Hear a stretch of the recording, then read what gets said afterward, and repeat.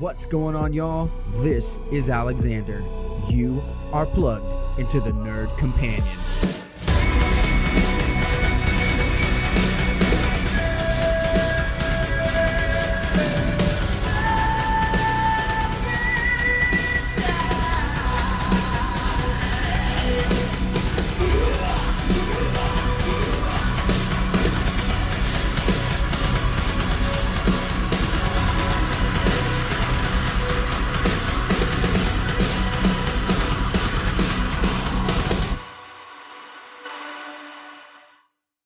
What's going on, y'all? This is Alexander from the Nerd Companion. We're coming at you with a Legend of Zelda Ocarina of Time episode, an instant classic.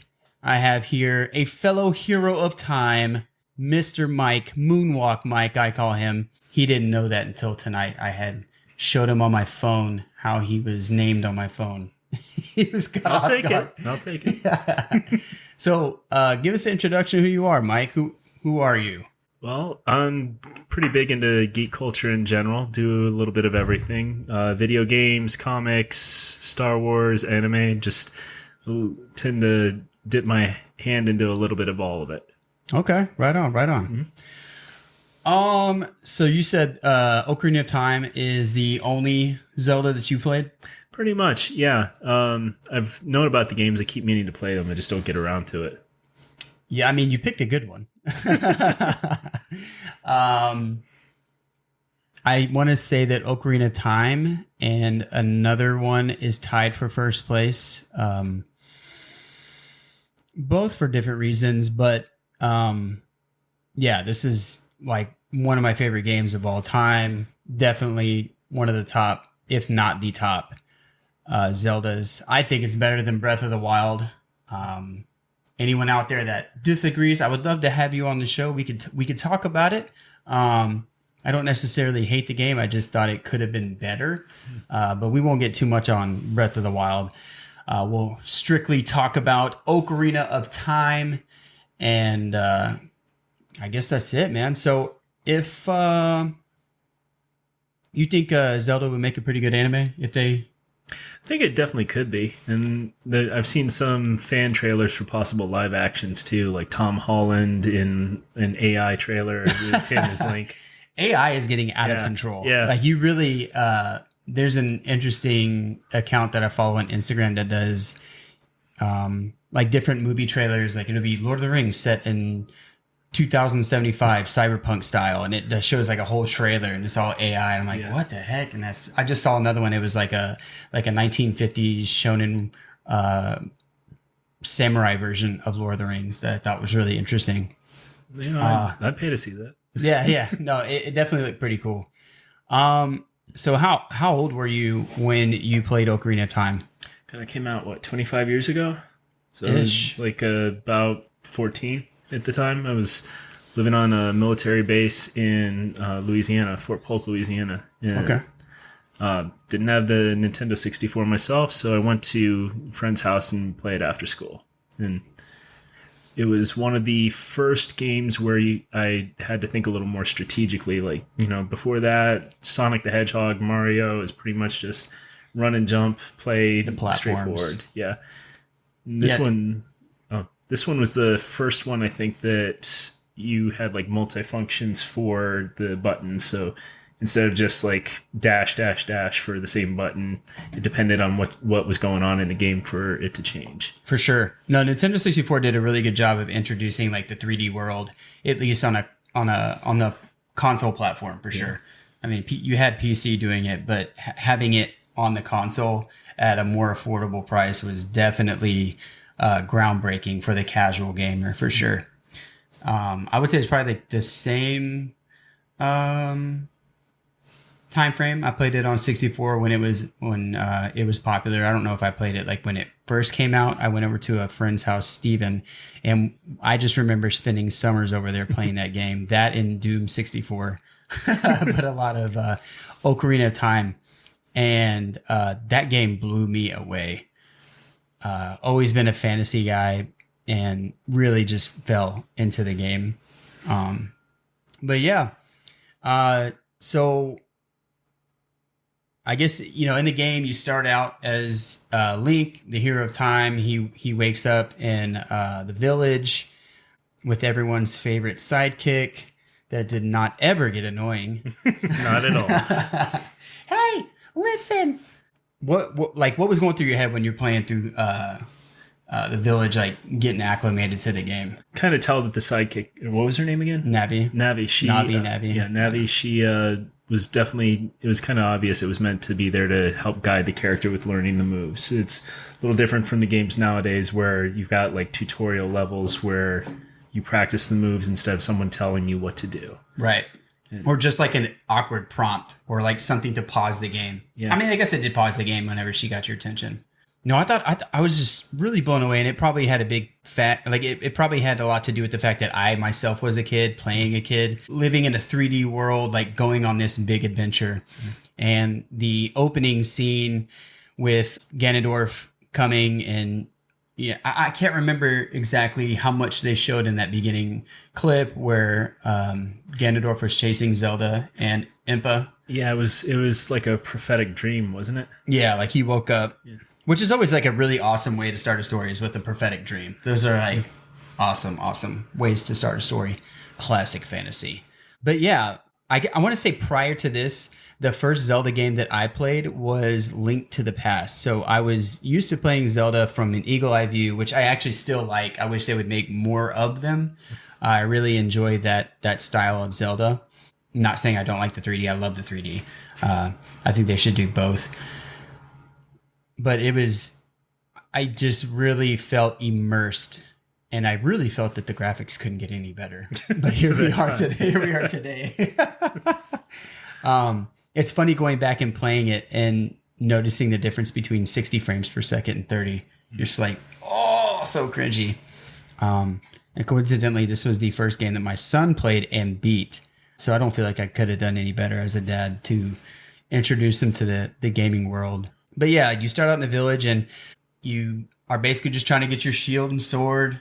I can't remember the bully that won't let you go to the Deku Tree, which you have. I can't remember who tells you or that you need to go there. I'm not sure if the Deku Tree reached out to him or if it was Navi that was basically, because Navi came from the Deku Tree, right? It seemed like they were having a conversation before. Yeah, I thought like the Deku Tree like on its last legs, and it was trying to tell him some things right before it died. Yeah, so Ganondorf had come to, as we know that Ganondorf is the villain. He grew up in I'm doing a podcast on Zelda. I don't remember the name of the village, but he came from the tribe of women that was all women, and they were women fighters, warriors, and he was raised there. Was it the Shadow Tribe?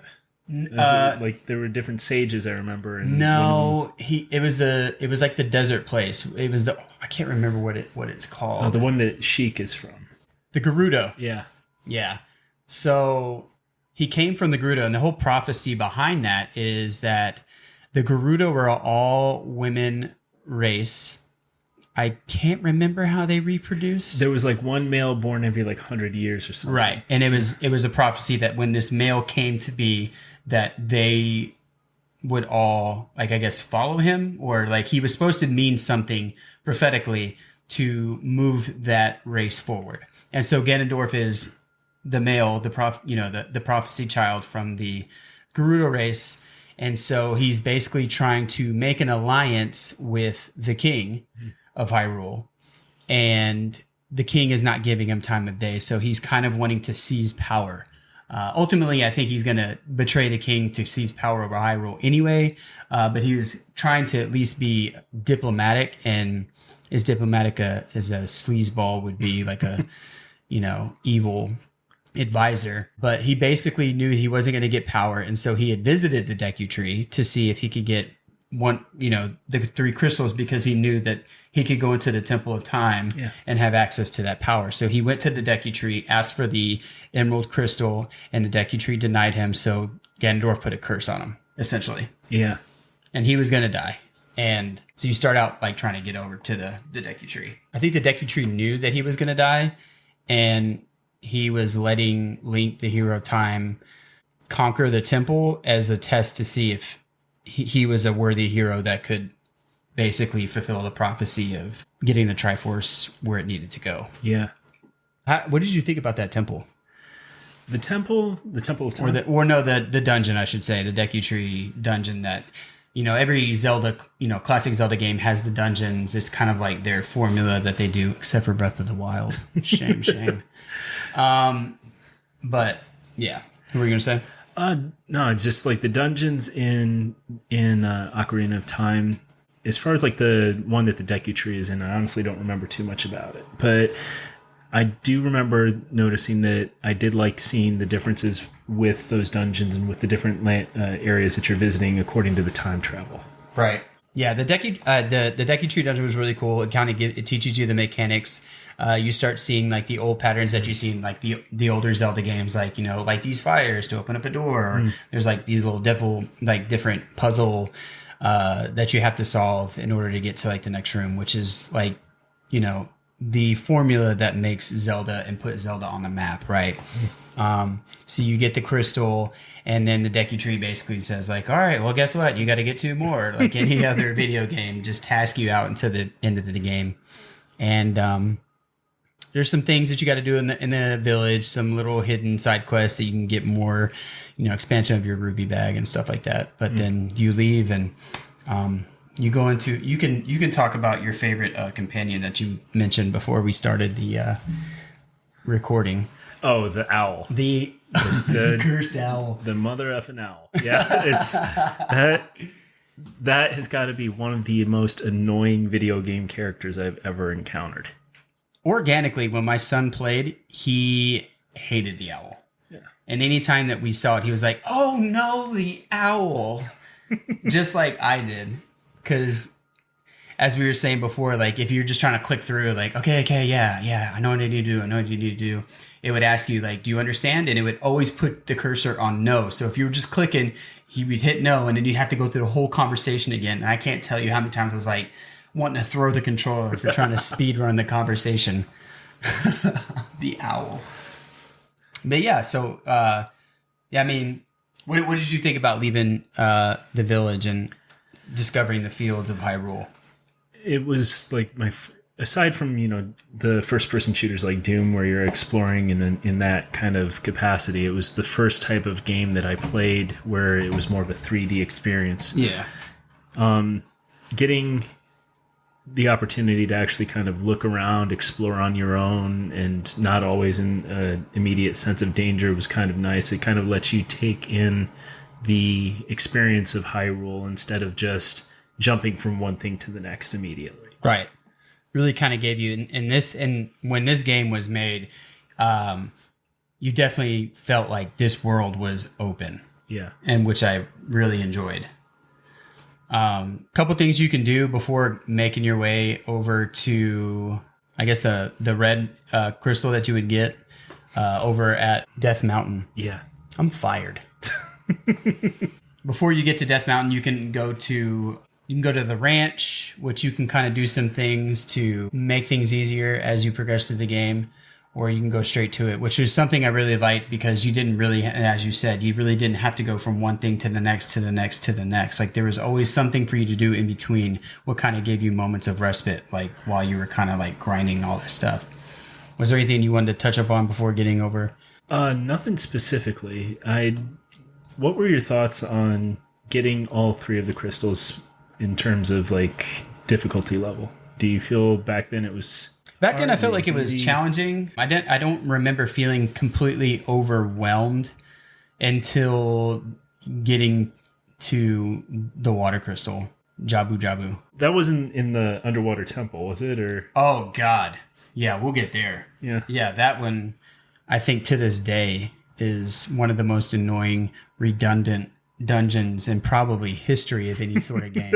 Even as an adult, I was frustrated with it. But I remember Jabu being annoying and basically like I don't like when I have to keep going back to do one thing, carrying the Zora around, and I just felt like it was just such an encumbrance that I was more annoyed than the actual like embracing that she was just wanted to be treated like a princess and carried everywhere. Like I really grew to hate her in a sense. She just felt like more of an encumbrance than a companion. Well, when you think about it, it kind of teaches you about dating for later. Oh, no shots fired. The things men do for women. Yeah.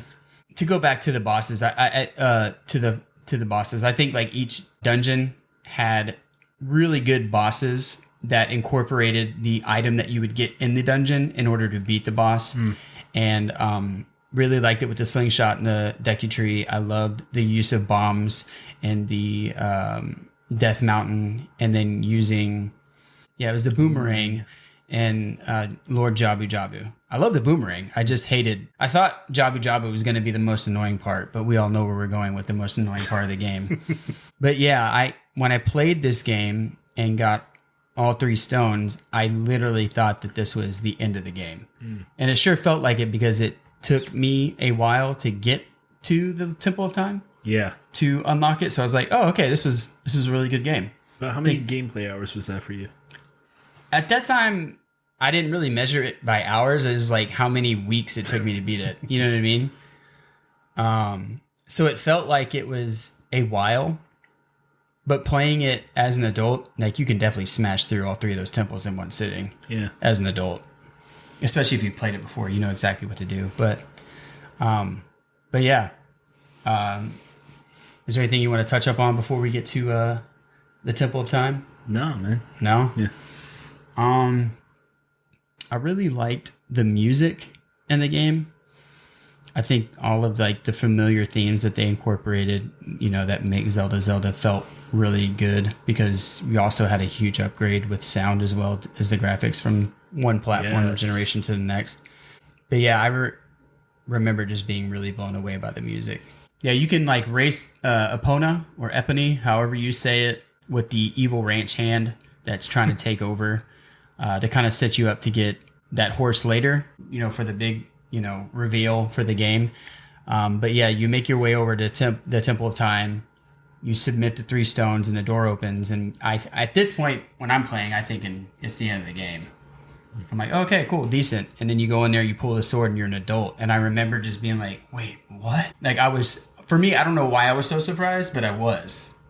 And I was like, dude, that's literally like maybe the first quarter of the game. Well, that, and just with the name, you got to figure that there's going to be some sort of time travel element in effect, and we didn't see it up until that point. Yeah, I think you were older than me, so you probably put that together. I might have been 10 when I was playing it. Yeah, I don't know. I guess I just wasn't really piecing too much together. Was playing. I forgot to mention that you get the ocarina from Sierra before leaving the village. But yeah, so you get the ocarina, which is like what the game's all about, like the Ocarina of Time. I guess I for some reason thought that was the Ocarina of Time. Remind me, wasn't it like thrown into a nearby lake and it had to be retrieved, or am I misremembering? Yeah, so in the beginning, I can't remember if it showed in the beginning clip or if it was whenever you, again, approach the drawbridge at Hyrule Castle, where it shows Zelda throwing the Ocarina of Time in the moat around the castle itself. And then you have to go in and get it. Because she's trying to hide it from Ganondorf. Because it's the tool to kind of like basically transport you everywhere, which would have been a tool that he would ultimately used for evil. But yeah, so you make your way, you become an adult, and then you're set out on a whole other adventure that, again, for me was a huge surprise. But you expected that? Well, I mean, a little bit when I was actively playing it. I wasn't expecting the time lapse for him specifically. I figured he was going to travel through time, not that he was going to age for 7 years, because his body needed to, like, what was it, grow accustomed to the Master Sword? Right, he wasn't strong enough. Yeah. So you wake up, and then you have to go back to the village where the Deku Tree was, and everyone is bewildered that you have grown up, because the people that live in the village remain children forever, and they're like, "Oh, you were Link, or you look familiar." They know that they've seen him before, and then you find out that you have to go to these temples to kind of basically get these medallions that will essentially summon all of the fabled sages, right? Yeah. Because you had one to begin with. Yeah, and one of the sages had actually taken Ganondorf's place with Gerudo, if I remember. Yeah, so then you learn that like some of the characters that you were associating with as a kid kind of grew to be into like the protectors of each realm of Hyrule, basically becoming a sage that would ultimately seal the power of evil, right? And it was your job to get the medallion to kind of secure that sage's place in this. It's another dimension that they were planning on keeping. It was like a pocket dimension or something where they could push him away so he wouldn't be a threat to everyone else. Right. So you make your way, you go to the forest temple, and you find that Sierra is one of the sages that you have to kind of assimilate by getting the medallion. You're met by a character named Sheik, who is a mysterious figure that is wearing head wrappings to conceal their face. Yeah. And they're very ninja-like. She's very ninja-like. And she kind of aids as like a second kind of like companion that kind of guides you and tells you where you need to go next. So you get the forest temple medallion. This is probably one of my favorite dungeons. It's just kind of like a haunted house in a sense. You got to like get all the Poes, the ghosts. Yeah. So you go in, you basically, there's like 4 different ghosts that you have to basically slay in order to light each one of the pillars of fire that bring you down into the boss, basically. I thought that this dungeon was actually pretty cool. You get the bow and arrow here, and the boss is basically Shadow Ganon, and he's jumping from picture to picture. Okay. And you got to like shoot him and then beat him down. But after you do that, you get it, and you get your forest medallion, and Sierra waits patiently in that pocket of, or I'm just going to call it the Shadow Realm. I can't remember what it's called. No copyright infringement. Yeah. Please don't sue me for the 3 listeners here. So you basically get the medallion, and Sierra basically waits for the rest of the sages in this little pocket of time. And so you make your way to Death Mountain, where you're basically get the fire medallion. This one was kind of fun to me. Yeah, did you have anything? Do you remember this one? This is where they started introducing the different tunics for different levels of like invulnerability or to the environment. Yeah. This one, you couldn't even enter a dungeon without it depleting your hearts because of the heat. So you have to get the red tunic in order to even survive down there. But you have to get the red tunic, and it allows you to survive in the heat environment. I did like the music though. But yeah, so you free that sage, and basically they wait patiently in the pocket of time. Yeah, so after Death Mountain, you get the medallion, and you basically free Darunia. And this Darunia was the character that basically gave you permission to even wander about in the Goron city. And you find that Darunia was the sage that was going to help aid in sealing Ganondorf. I remember the funny dance you do as a kid. In order to like, what did it look like? I don't know. It was like you had to play Sierra song. Okay. You had to play it, and they were dancing. He was like, oh, and all the different pans of the camera, and he's just like dancing. He was like, okay, after you're done, okay, yeah, sure, go in there. But yeah, so you come back to the city, and it's like abandoned. You basically find that Ganondorf had pretty much made the mountain go crazy. Yeah. And it had a blazing ring of fire up at the top that you actually see when you come out the Temple of Time to begin with, which was interesting because it didn't have that. Oh, you know what? Link actually gets the fire tunic from Darunia's son, I think.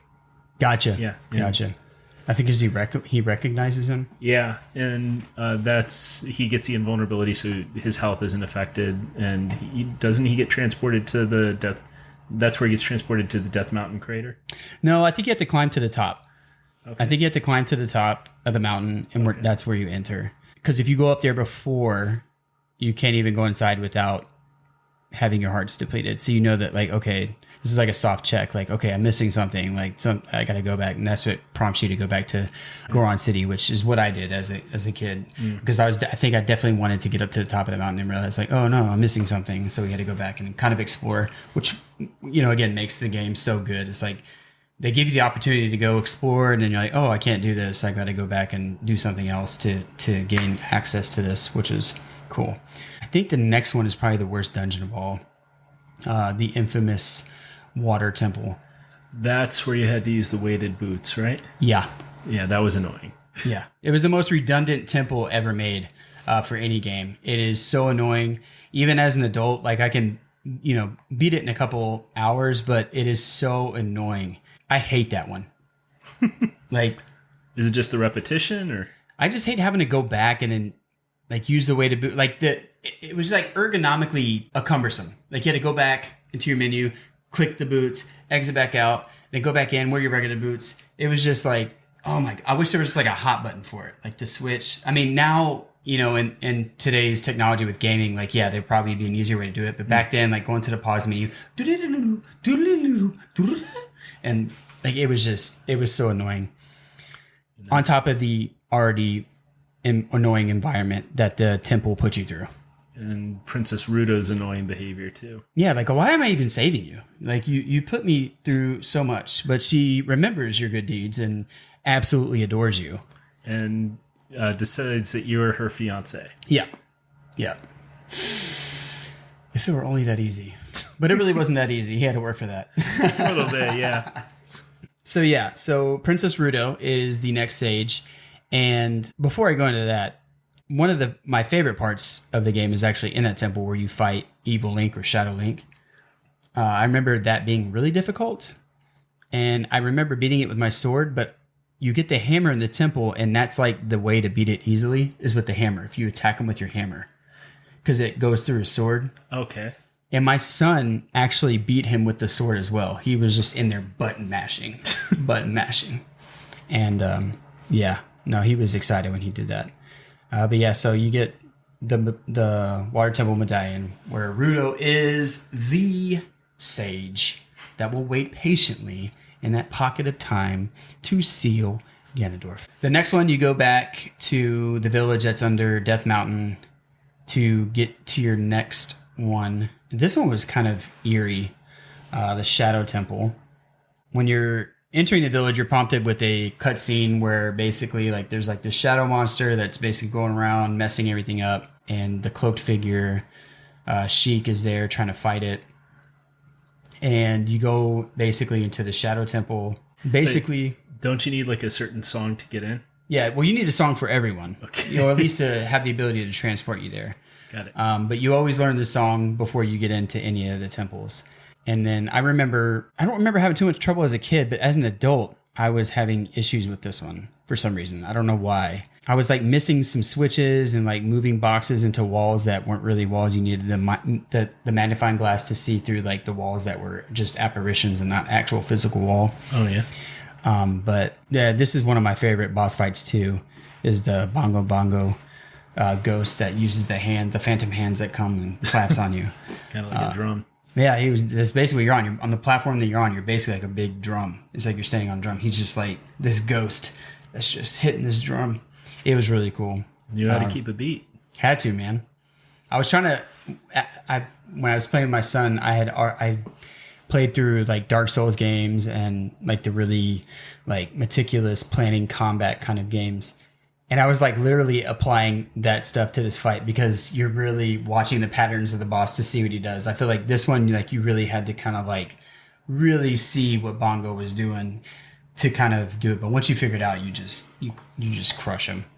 You find that Impa, the guardian of Princess Zelda, is the sage that is basically the guardian of this temple. The Shadow Medallion then kind of like puts her into that pocket of time to kind of seal Ganondorf into that realm. So, everything's moving forward and you're kind of seeing, everything kind of like play out, and you're sent to go to the Gerudo's fortress to do the Light Temple.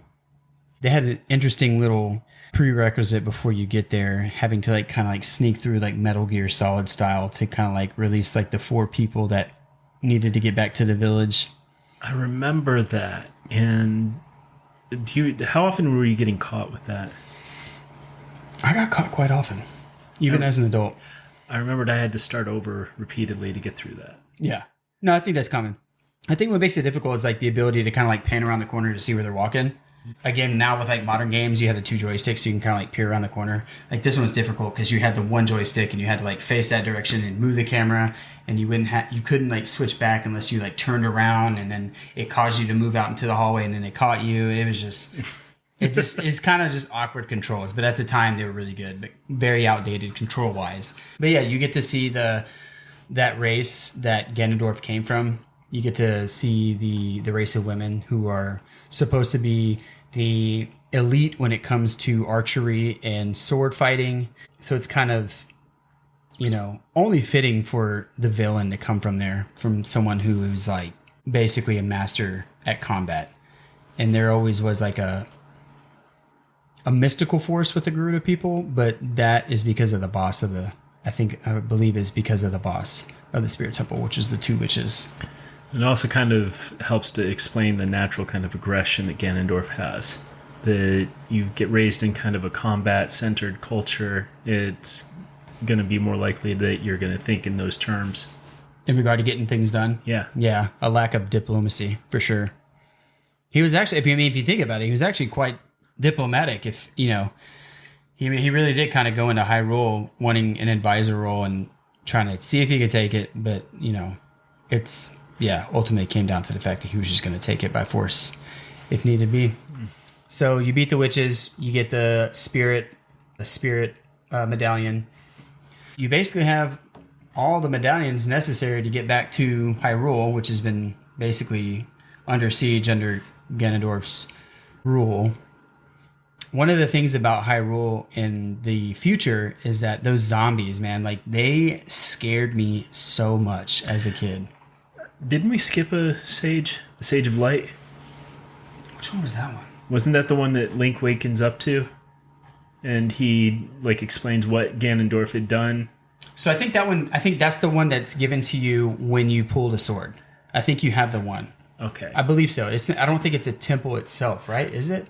I don't think it's a temple. I think you have one to start with, or you're given one at the end. Okay. I want to say you start with it. Okay. I think I was thinking of the leader of the sages as one of the sages too. Yeah, Rauru. I think he's one of like the. I thought one of the 3. wasn't. I thought Zelda was considered the leader of the sages. She's the leader, but so Zelda is the leader.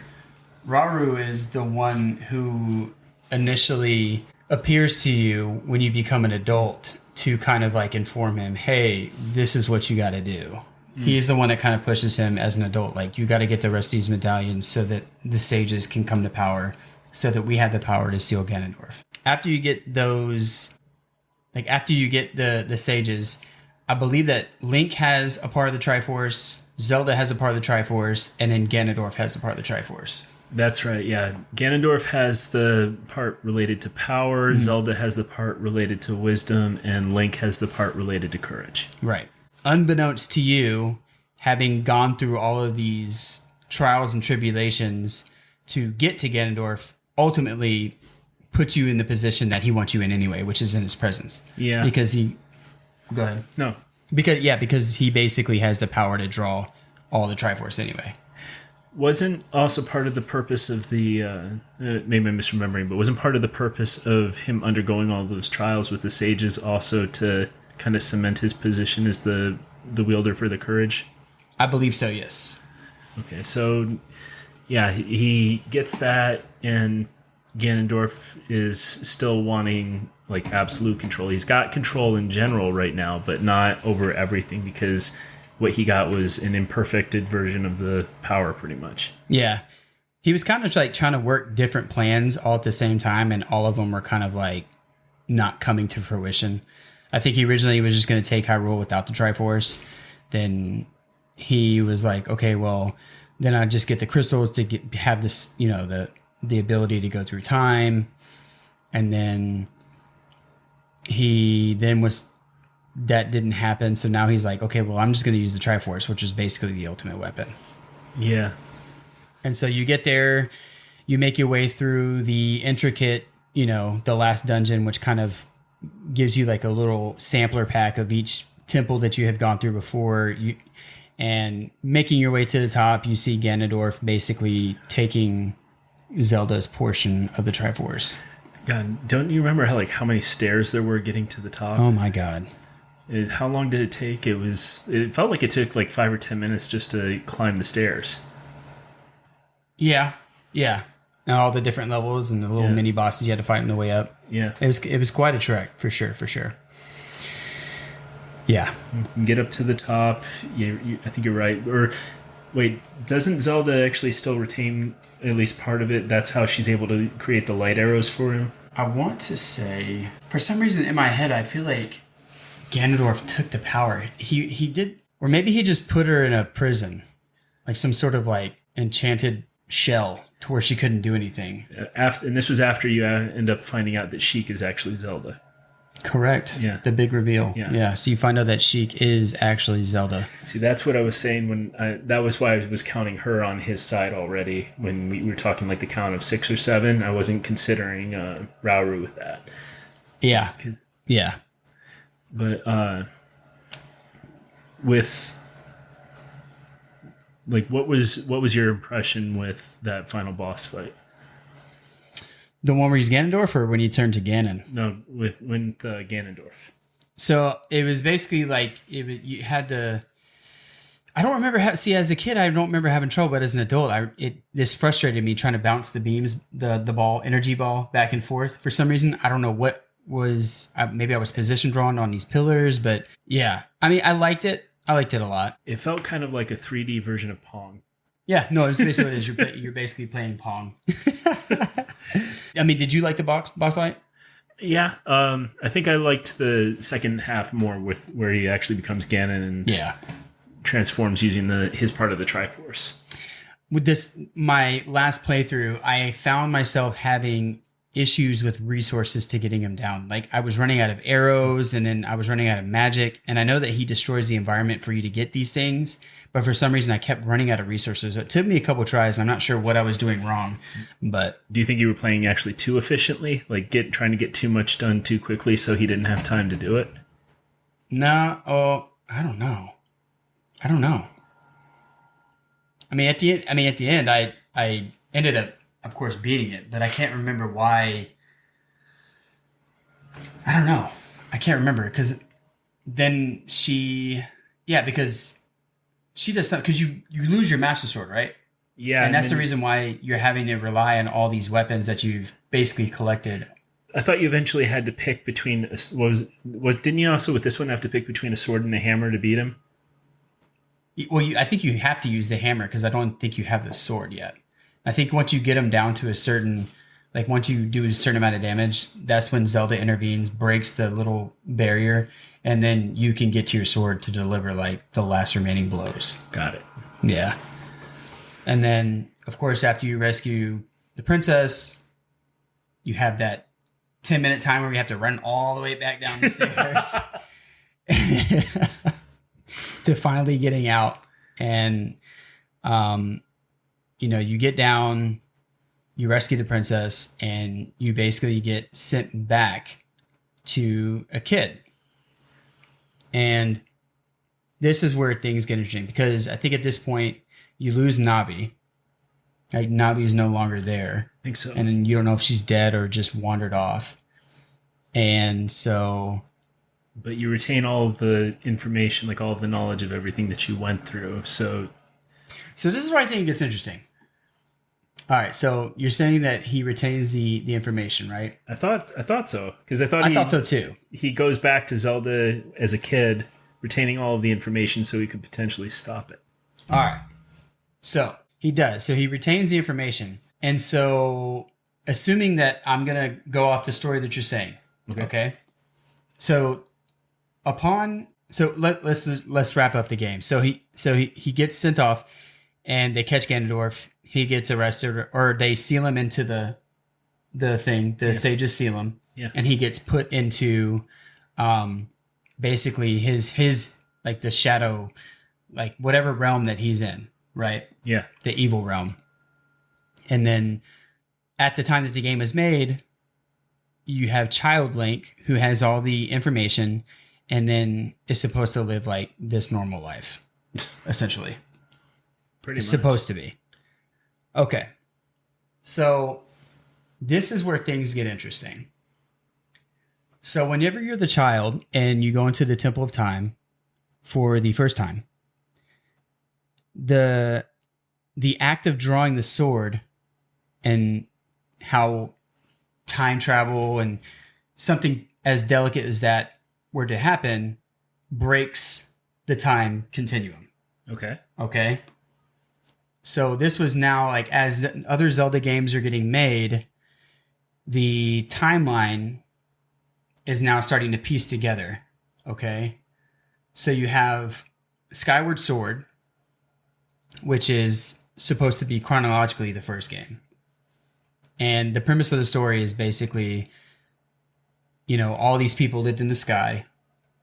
And what happens is that Ganon basically represents all of hatred and is at war with Zelda, basically. Zelda chooses a champion. The champion goes through his trials and tribulations. And ultimately, at the end of the game, you slay Ganon, but he puts a curse on Link and on Zelda, forever imprinting himself onto them. Okay. Which starts this cycle of the hero of time that must emerge because Ganon comes and like destroys everything, making the need for the hero of time to come forth and vanquish evil so that Princess Zelda can rule over a peaceful like time. So the end of the game, you kill Ganon, but he imprints it. And that kind of like sets the story of like, oh, this is why this game has different iterations. Because each game is a different part in the timeline where this cycle has come up again. Okay. Okay, so that's why you always see the reemergence of Ganon in most of the games. So then you have Minish Cap and Four Swords that take place after that lead into Ocarina of Time. So now we're in Ocarina of Time. Child Link for the first time pulls the sword, and as he pulls it, 3 things happen. He goes into the future, right? Wait, And so, I thought when Link pulled the sword, it wasn't at that point. It wasn't specifically time travel. I thought it was giving him his body 7 years to actually grow accustomed to the power of wielding it. I can't remember if it's him going back or the time. I think by pulling the sword, the Master Sword, okay, it alters like time itself because he's able to come back and forth through time. Just like it as used as a mechanic to go, because you do in the game, you go back as a kid as in the game in Ocarina of Time. There's this continuum of time that's obviously being like manipulated. Yeah. Right. And so when he pulls it out, what you're doing is you're breaking the fabric of time. And so by initially pulling it out, the fabric of time shatters. Okay. Okay. And what you're doing when you're playing the game is you're playing through one specific timeline and you don't even know it. You're actually playing through 2. Well, you might be playing through all 3. But the kicker for all of this is that when he goes back, so there's one timeline that cycles off is if Ganondorf kills the hero of time Link. Okay? And if he dies, then you go into the Fallen Hero timeline, where it's the Link to Past, Ages and Seasons, Link's Awakening, and A Link Between Two Worlds. Okay? And then you get to the original ones, Legend of Zelda, and then Adventure Link. This is the timeline where the hero dies, and in the beginning of Link to Past, it talks about how there was a hero, he was killed by Ganon, and then Ganon basically was able to get into the Shadow world and create his own like bad place. Okay. You never played A Link to the Past? No. So in A Link to the Past, you basically, it's kind of like almost the same mechanic where you go into a shadow realm. You don't necessarily go through time, but you go into like basically the shadow version of Hyrule. And that's where he, in Ocarina of Time, was sent to, where he was supposed to be in prison, but he made it his home. And it was like a negative image of what Hyrule was supposed to be in peace. It's just Hyrule in chaos. Okay. And so you have that timeline going through if Link died. Okay. Now, with the narrative that you stated, that he goes back and has this memory of everything he's done, you have the child hero timeline, where he goes back, he knows that Navi is missing. And that's where he wanders off into Majora's Mask, where he doesn't have Navi, but he's looking for Navi. Yeah. And so that's like kind of like the premise of the game, and then he kind of like gets mixed up in some stuff in Majora's. And then this one goes into Twilight Princess and Spirit Adventures. I never played that one. Mm. And then you have the missing hero, where he doesn't come back at all. He stays as an adult, I think. And then that's when you get the Wind Waker, Phantom Hourglass, and Spirit Tracks.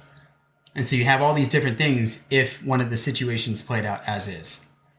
And with Breath of the Wild, that's where it's supposed to be a convergence of all of it coming back to Breath of the Wild. If that makes any sense. It does, but how does the sort of shadow timeline, the fallen hero timeline, kind of reconcile with the other two for Breath of the Wild? Like, how does it play into Breath of the Wild? Yeah, it's because it sounds like you've got one version of Link who's a child, one version who's an adult, and then you've got the other version where he's been killed off. So how do these three timelines converge? So basically, when you play Breath of the Wild, like, I'm not giving too much away, Link wakes up in a vat, and he's like in a cave. And then he has to go slay Ganon. Okay. Like the cycle goes in circles. So he has to do it again. From what I'm understanding of the story, without having done too much research, when arriving from the past, so basically this is what happens. Zelda and Link explore the catacombs of the castle. At least from the beginning standpoint, if the premise of Breath of the Wild, it was that Ganon had come back and he had basically taken over Hyrule. Link and 4 other warriors from each region had basically couldn't kill him, but basically put him in a sealed place inside of the castle. And the premise of the game is to get these 4 companions back, who are champions of their own realm, to embody these large machines, in a sense, these magical machines, these guardians, to basically attack, to have the power to attack Ganon and kill him. Okay. So that's the premise of the game. So you wake up after, because whenever they sealed Ganon in the first part of the game, Link was basically killed or presumed dead. So that's why he's in that vat. Okay. And so the whole time you're trying to like find memories to see what happened. So, and Zelda is in the castle being held captive. So I'm assuming that the fallen hero somehow reemerges in Breath of the Wild as the cycle would continue. So in this timeline, this whole cycle has gone through, but he is summoned at this point. It also makes me a little curious if the fallen hero timeline took place in this shadow world where Ganon creates a kind of a dark reflection of Hyrule. No, that's what it is. Yeah, so I mean, but what happens when that's left alone and he's gone? Like when he's gone back to the regular version of Hyrule, like I'm curious how that would have evolved without either of their presence. Through Breath of the Wild? Yeah, like how the fallen hero timeline where he's in that shadow version of Hyrule, Ganon gets out, comes back to regular version. I'm kind of curious how that shadow version would evolve without either of the two present. So you have 3 different things. So it's almost just like there's like a multiverse at this point, right? So they're all acting independently. The fallen hero, the child hero, the missing hero. They're all independent timelines. Okay. How they converge, and I haven't played Tears of the Kingdom. Okay. But as far as Breath of the Wild is concerned, did not answer that question. But Nintendo, I believe, has come out and said that this is the convergence of all 3 timelines. Okay. But they don't go, at least in Breath of the Wild, into an explanation of how that is, how that occurred. Does he have does he have knowledge of all 3 timelines into one person, going insane, I imagine? That would drive me nuts. but all four or all three timelines are supposed to converge into Breath of the Wild, if, according to multiple sources, and I'm pretty sure Nintendo has confirmed that. Correct me if I'm wrong. But that's basically it. So you have the missing hero who never comes back, and all these terrible things happen in this timeline. Then you have the childhood hero who's supposed to live a normal life. And then The fallen hero. yeah. Which timeline was your favorite to play?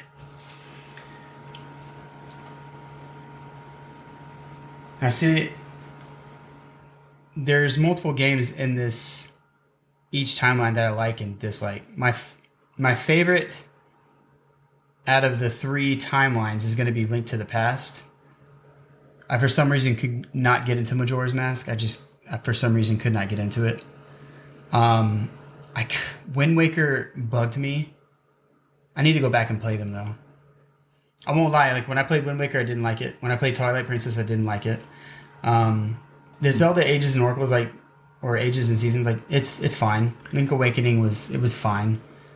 Like they were okay, but I feel like the OGs is like Ocarina of Time, Link to Past, Skyward Sword. Like those were the OGs. What didn't you like about Twilight Princess? I hated that you had to keep turning into the wolf. Okay. And it felt like I wasn't playing a Zelda game. Okay. But I need to go back and play it because my brother swears by Wind Waker and Twilight Princess. He's like, oh, those are like bangers. So I need to go back and play them. I started playing Wind Waker again, and it's like it's okay, but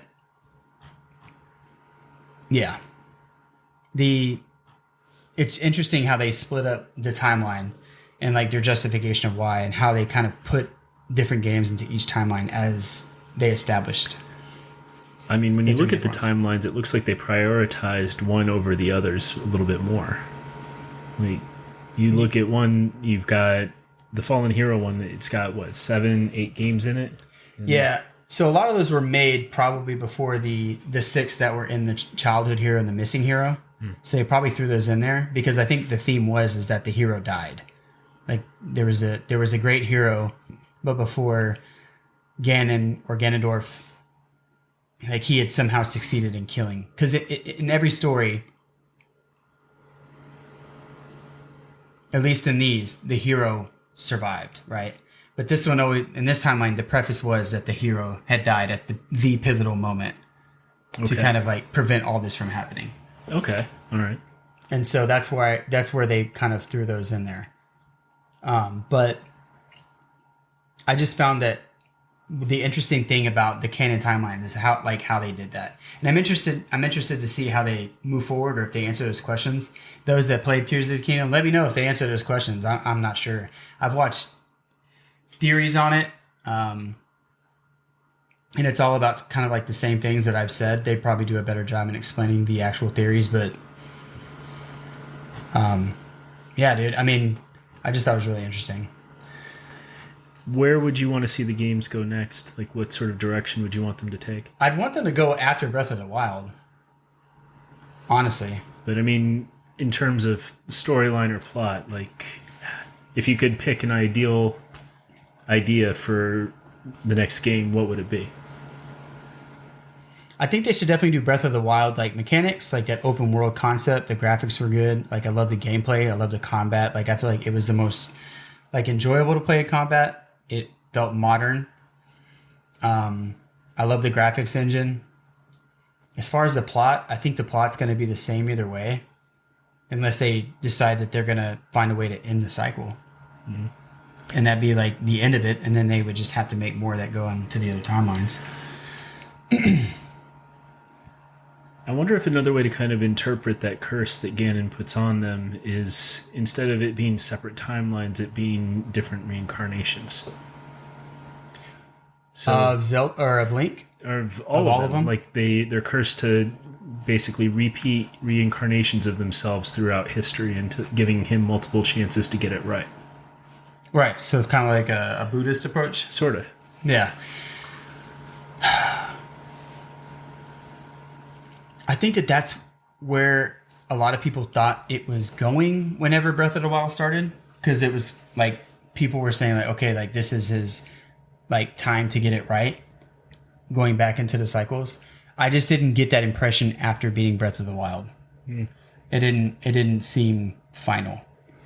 Well, maybe obviously not because they made Tears of the Kingdom, which is a direct sequel to the game. But okay, I think what you're saying is like all these different, incarnations of the heroes. I think before they created the timeline, that's what the general idea was. Yeah, and I mean narratively, if you're going to be a villain, if you're going to be one that fails like spectacularly in the first game, it would make sense to kind of create a backup plan that affords you the most opportunity to recoup those losses. For sure. So instead of just hedging his funds. Yeah. Yes. So instead of to borrow from like Harry Potter, instead of just relying on the Horcruxes where you've got these 6 other parts of you split up, you're allowing yourself to just restart the cycle over and over and try new things to see which point you can get it right. Do you think that he's already doing that though? Well, I mean, I'm not as well versed in the games, so I would have to kind of play more to find out. But just based off of what you were telling me about that curse to begin with and about these different timelines, it kind of makes me wonder if that's also kind of the approach that they're going, because it could also kind of be a narrative way to explain the differences in how things look throughout each of the games too. So here's my interpretation of Ganon. So you have Ganon, which is the incarnation of malice, right? Okay. I don't think that there's any motivation to Ganon's actions other than just to cause despair to everything, right?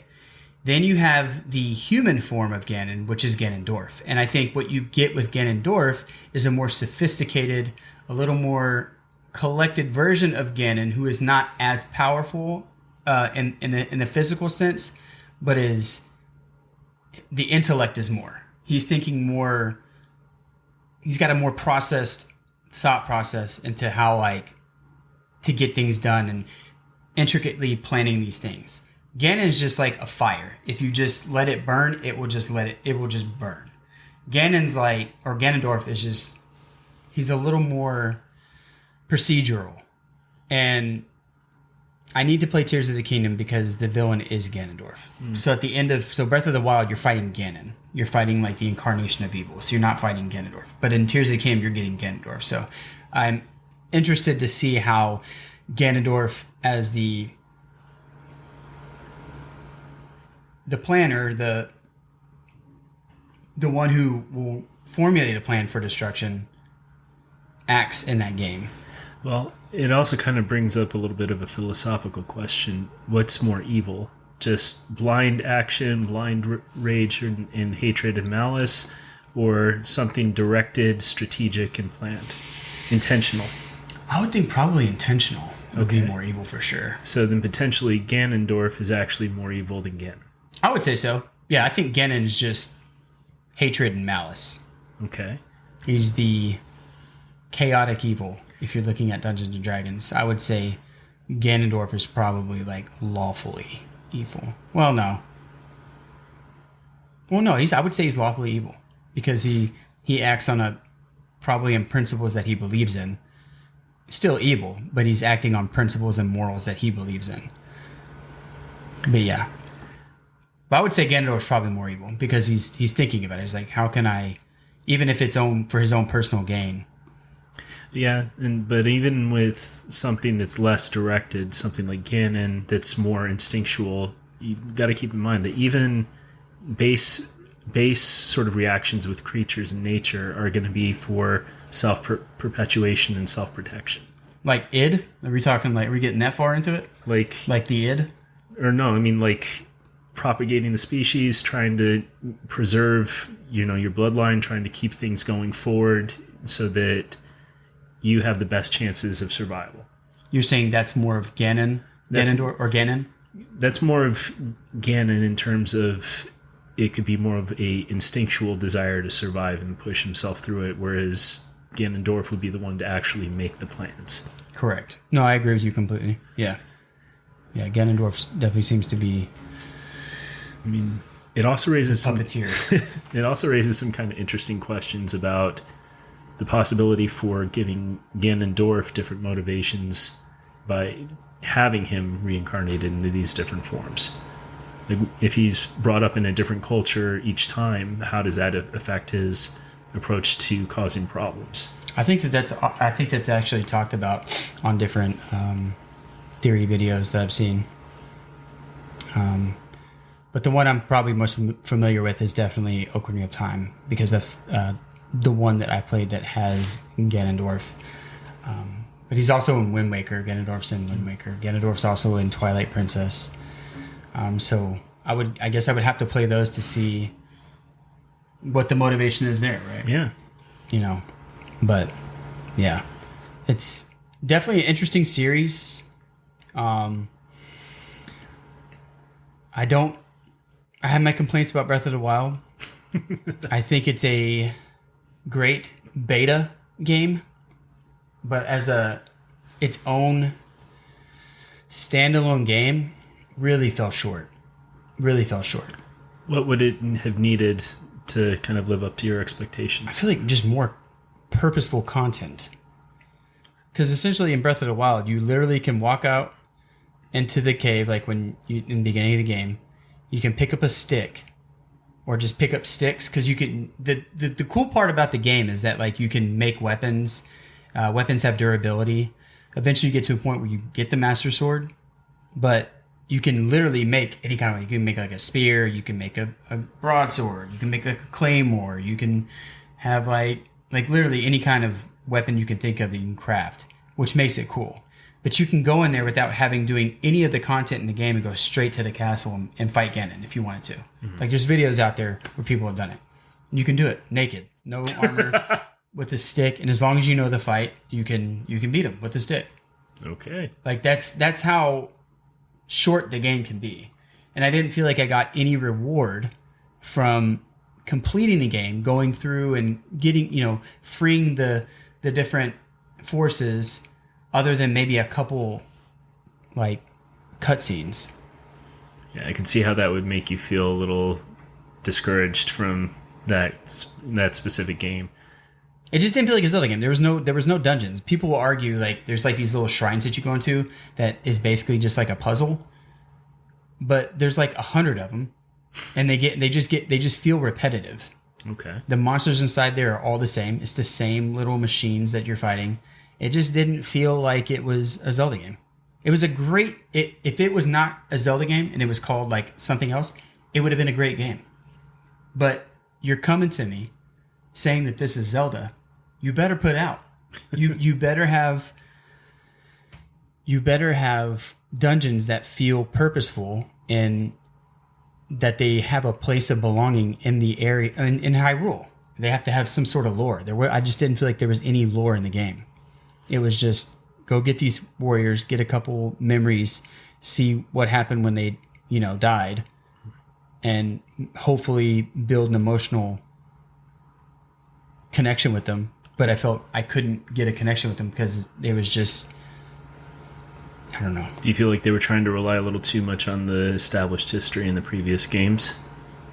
Maybe. I don't know what they were thinking with the games. I mean, if that was supposed to be like a convergence point, then they may have been working under the premise that people would go into it and have a little understanding about the Link's background, what he's already been through, and maybe some of these different games, and then rely on that to kind of develop that connection. Yeah, I don't know. Because definitely every one of the four companions that helped seal Ganon in that castle is definitely a Gerudo. Is definitely, it's one of the Zoras. You have a bird race, and then you have a Goron. Like, so you get that familiarity, like it's there, like you have like, oh, I remember playing you. And what's interesting and why people thought, I forgot to add, why people were like, oh, this is a convergence, is because you saw races from the other timelines that were there. Okay. And so that's why people were like, oh, this is obviously a convergence of all three timelines, because creatures that didn't exist in the Fallen Hero timeline, that only existed in the Absent Hero timeline, was in Breath of the Wild. So kind of a mishmash. Yeah, it was like a convergence of all. It literally was like you were getting things that were in other games, like set pieces or races or something that they're like they're all here in this world. So it's either way before or it's way after. And Nintendo's already confirmed that Skyward Sword is the first. Okay. And some of the and they were in there, but they've already said that Breath of the Wild does not partake before Ocarina of Time. Okay. So it's left to be determined that it has to be after that. But there's creatures and places that don't exist in certain timelines that exist in this story. There's like a mishmash of all these little different Easter eggs that are in here. Do you think it could be leading towards something bigger? I hope. And if it was, then yeah, I mean, I would enjoy it. I don't think it would make Breath of the Wild a better game. I think the flaw of the game is the actual content of the game. It wasn't the combat because it was amazing. It wasn't the music. It was good, even though it didn't play any of like the themes that you had in Zelda. The world was huge, intricate, like it was beautiful. The crafting was fun. The cooking was fun. Like there was so many good things about the game. It was just didn't really feel like a Zelda game. And the fact that you're playing Link. What would you think about a Zelda game where Link is at the beginning injured pretty severely, fails at the job, but doesn't die? Like he ends up coming back. He looks somewhat different, scarred something, and then he's having to work against the memories of the previous failure throughout the game to try to get what needs to be done. Yeah. You're literally describing the story of Breath of the Wild. Okay, but the memories that you're uncovering is the content of Breath of the Wild. Okay. It doesn't really go back into like Ocarina of Time and stuff like that. Okay, and maybe that's in Tears of the Kingdom. I don't know. Maybe that's their intention to do for another game. I don't know. Or maybe having a version that would be awesome. Yeah, like a version of the character where they're not searching for the memories; they are intimately aware of their failure and what's going on, and the player gets to sort of experience what they're thinking or feeling through that failure. Might be a better option for the next one. Yeah, no, I agree. But what you're saying here is you have to tell a story. Pretty right? much, yeah. And there was no story in Breath of the Wild, which is my only complaint. Yeah, and sometimes you're in the mood for a Big Mac where you just want to enjoy and have fun, and sometimes you want a steak. So this was not a higher quality story, I guess. No, I mean, you might like it. You might like it. If I were to rank it like any of the Zeldas in regard to story-wise, Skyward Sword's the way to go. There's twists in there that I didn't say when I was describing the story. Twists in there that's like, oh my god, like so good. If you're talking about the first one that that broke ground on Zelda, it was like, whoa, like this is the turning point for video games. Ocarina of Time, because that gave birth to 3D. If we're talking about like just purely like gameplay wise, it's probably Breath of the Wild. But yeah, if you could pick one that has the best mixture of like gameplay, aesthetics, and story, which one would you say? I think Ocarina of Time lacks the ergonomic gameplay. It's just outdated. So, but it's hard. I would put Breath of the Wild up there with Ocarina of Time and Skyward Sword, but for completely different reasons. Skyward Sword is great. The graphics are good. The combat's fun. The only thing that's awkward is, you use the joystick laterally to do slashes and horizontally for like over the head swings. Okay. That some people didn't enjoy. I didn't find it to be that big of a deal, but some people hated it. Okay. And for just specifically for the controls alone, I know people that played only half the game and was like, I can't play this because of the controls. But the story was the best story out of all the Zelda games. Do you think the people that disliked it are more of the button masher type players, the ones that wish they could just like hit the same button without having to change direction? Possible. But if we're going on like combat alone for any of the Zelda games, it's Breath of the Wild. Like the combat is so streamlined. It's the best combat. They have the lock-on system. You can play it like a Dark Souls game if you want to. It's just a better Like when you find like a world boss, it's really fun to play. Okay. Yeah, really fun to play. It's a good game. It's just not a great Zelda game. Fair enough. Anything else that you can think of about Ocarina of Time that you liked a lot? Any last thoughts? Let me think.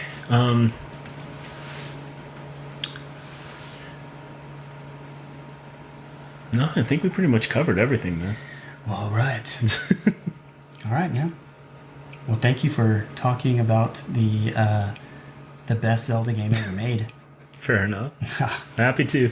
Yeah, man. Appreciate it. No, anytime. All right.